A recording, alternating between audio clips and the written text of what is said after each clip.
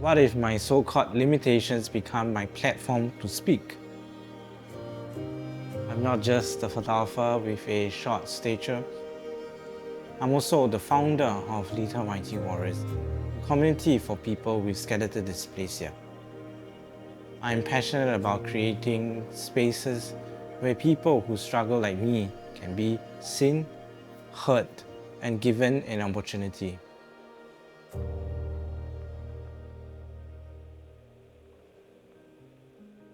I'm Joshua, 33 this year. I'm a motivational speaker, an established photographer, and the founder behind Little Mighty Warriors. I started this ground-up movement in 2022 to support kids and adults with skeletal dysplasia. We come together as a community for activities like bowling, art jamming, nature walks, and creating a connection, reminding each other where we belong. Outside of Little Mighty Warriors, I also advocate and promote inclusion for people with disability.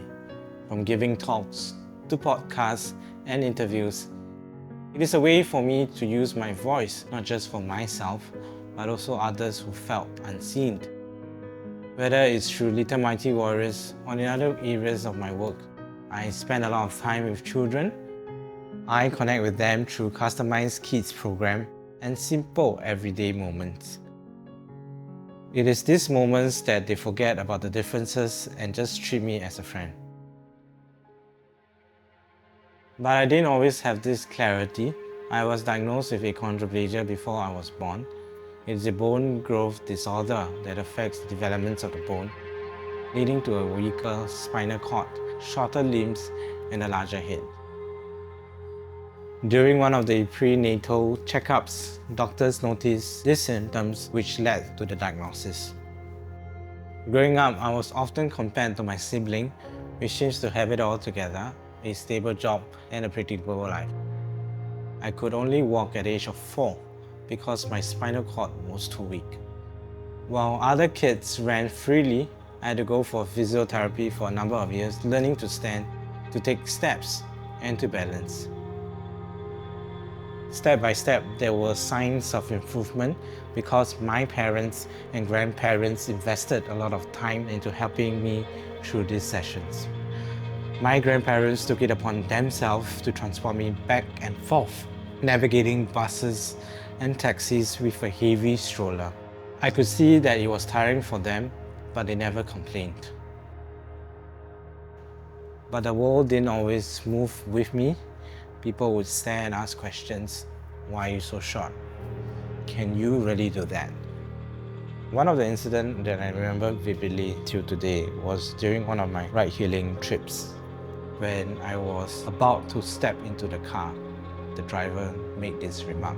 He said, "I'm not allowed to accept your ride. According to traffic rules, for persons with certain height, we are required to put on a booster seat." When I'm on the car, when I'm seated, I'm just like any other ordinary person. Even people from outside won't know that I'm short because when I'm seated, I'm almost the same height as any other person. At first, it felt hurtful, making me feel that my body was an issue. But over time, I realized those questions were opportunities, chances to educate and to shift the narratives. It became less about defending myself and about showing others that a life with achondroplasia isn't less. I could do the same things that any photographer can, just that sometimes I use different methods. Subsequently, I began to realize that I could do even more and make greater impacts if I focus on my niche. As I started building Little Mighty Warriors, I began to see a clearer vision of who I am. My experiences, my challenges, and my perspective are what gave me the authority to speak into the lives of others who are struggling in a similar way. And that's when it connected.